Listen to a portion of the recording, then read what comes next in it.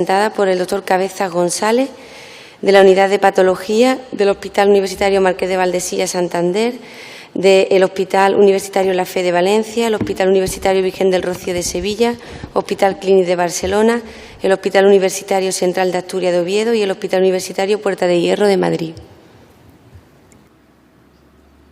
Buenos días a todos. Muchas gracias por la aceptación de la comunicación al Comité Científico. Como todos saben, la hepatitis C es la causa más frecuente de trasplante hepático en nuestro medio. La recidiva de la hepatitis C en el injerto es universal y además sufre una progresión más rápida de la enfermedad, y sabemos que el tratamiento antiviral mejora la supervivencia tanto del paciente como del injerto. Como también saben, el tratamiento con interferón y ribavirina no ofrecía unas elevadas probabilidades de curación, que sí se veían aumentadas al menos en número cuando se adicionaban los inhibidores de la proteasa, pero venía lastrado con un elevado y gravedad de los efectos secundarios, además de presentar una importante interacción con los inmunosupresores. La llegada de los nuevos antivirales de acción directa, que permitían combinaciones sin interferón e incluso sin ribavirina, presentan unas elevadas tasas de respuesta, un buen perfil de seguridad y además un buen perfil de interacciones con los inmunosupresores. Asimismo, ya se han reportado casos de tratamiento satisfactorio de la hepatitis colestásica con combinaciones libres de interferón, y en la serie un poco más larga del tratamiento en el régimen libre de interferón en pacientes con recidiva en fase cirrótica también se observan elevadas tasas de curación. Sin embargo, cabe resaltar que al menos 8 de estos pacientes necesitaron un aumento de la dosis de inmunosupresión. Con esta idea, en nuestros primeros pacientes que tuvimos oportunidad de tratar, registramos un descenso de los niveles de inmunosupresión. Además, en otra pequeña serie de un grupo italiano, este descenso de la inmunosupresión también le resultó significativa. Con estos datos iniciales nos planteamos evaluar la eficacia de los tratamientos libres de interferón en una cohorte de pacientes trasplantados, con el objetivo principal de evaluar esta potencial disminución de los niveles de inmunosupresores. Logramos incluir un total de 71 pacientes, 18 de ellos con una hepatitis colestásica fibrosante. Se propuso un seguimiento clínico semanal los primeros meses y quincenal en el seguimiento del tratamiento. Todos estos datos los recogimos de manera retrospectiva y completamos el seguimiento hasta la semana de la respuesta viral sostenida de semana 12. Este es un poco el resumen de las características basales de nuestra cohorte, con un predominio de varones, una edad media de en torno a 60 años, un rango amplio, como veis, del tiempo al trasplante, ya que incluimos pacientes con hepatitis colestásica. El régimen inmunosupresor que se usó con más frecuencia fue el tacrolimus. Al menos 30 de estos pacientes ya de inicio asociaban micofenolato. Como corresponde a la recidiva de la hepatitis C, el genotipo más frecuente, como es el de nuestro medio, es el genotipo 1B, todos con una carga viral elevada, y al menos 3/4 partes de los pacientes ya habían sido tratados previamente. El régimen de tratamiento antiviral que se empleó por cuestiones de accesibilidad, como veis, el más empleado inicialmente fue el sofosbuvir con la ribavirina, y posteriormente facilitado por el acceso al uso compasivo de la combinación de sofosbuvir y de aclatasvir. El 70% de los pacientes de la cohorte asoció ribavirina. En las características basales veréis que son unos rangos tremendamente amplios, porque es una cohorte muy heterogénea en la cual incluimos tanto pacientes muy avanzados, como veis, con albuminas muy bajitas, con INRs muy elevados o con plaquetas muy bajos. Al menos 2/3 de los pacientes presentaban una fibrosis avanzada, como representa valores elevados de la elastografía.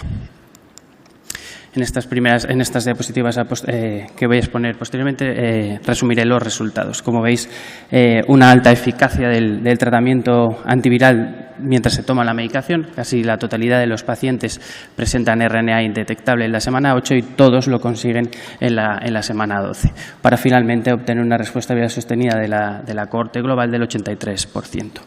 Se recogió también de manera puntual los efectos graves. En nuestra cohorte se registraron 2 fallecimientos que no se relacionaron con el tratamiento.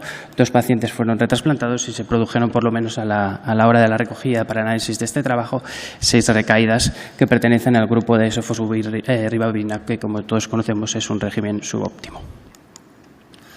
En los parámetros analíticos en la evolución del tratamiento, como veis, de manera significativa los pacientes mejoraron los parámetros inflamatorios y de función hepática. Y esta mejoría de la función hepática es progresiva y aumenta conforme va sucediendo el tratamiento y se consigue la curación. De manera ilustrativa, se agrupan la mayor parte de los pacientes en la derecha de las dos imágenes como corresponde a la mejoría de la función hepática. Y es que el 37, más de la mitad de los pacientes de la cohorte mejoraron la puntuación MEL. Dado lo heterogéneo de la cohorte, pues tenéis unas mejorías de la puntuación MEL de entre 1 y 17 puntos. ¿Y qué sucede con la inmunosupresión? Pues al menos en los pacientes se producía un descenso de la inmunosupresión del 30%, con un rango, como veis, también muy amplio. Este descenso y ajuste de las dosis de inmunosupresores se produce también en un tiempo amplio, desde la primera semana hasta 26 semanas de tratamiento. 42 de 67 pacientes en los que estaba registrado necesitaron aumentar la dosis de inmunosupresión y 6 pacientes presentaron algún grado de rechazo. Como veis en esta diapositiva, el momento en el que se realiza el ajuste de la inmunosupresión, al menos el 50% de los pacientes que la necesitaron tuvo lugar antes de la semana 4 y la mayoría antes de la semana 12. En esta diapositiva lo que pretende ilustrar es la relación del ajuste de la inmunosupresión con la mejoría de la función hepática. Y como veis a la derecha de la diapositiva, las barras de color verde representan a aquellos pacientes que precisaron ajuste de inmunosupresión y se agrupan mayormente en aquellos que mejoran la puntuación MEL. A la hora de analizar esta necesidad de ajuste de inmunosupresión y la función hepática los hemos dividido en dos grupos para compararlos, ¿no? Los pacientes que presentan una hepatitis colestásica frente a aquellos que no la presentan. Y en este grupo se observó una mayor descenso de la inmunosupresión. Casi todos los pacientes necesitaron ajuste de dosis, casi todos los pacientes mejoraron la puntuación MEL y esta mejoría de puntuación MEL es muchísimo mayor frente a aquellos que no tienen una recidiva colestásica. De manera ilustrativa, como veis, los pacientes en verde que han mejorado la puntuación MEL son los que necesitaron ajuste de la dosis de inmunosupresión, tanto en la semana 4 como en la semana 12.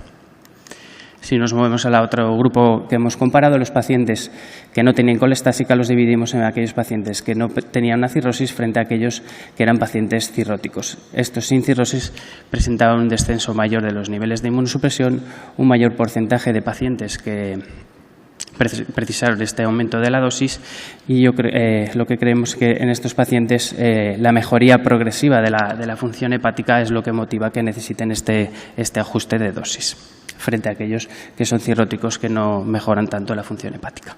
Por tanto, para concluir, podemos decir que la combinación de regímenes libres de interferón presenta una elevada potencia antiviral con un excelente perfil de seguridad.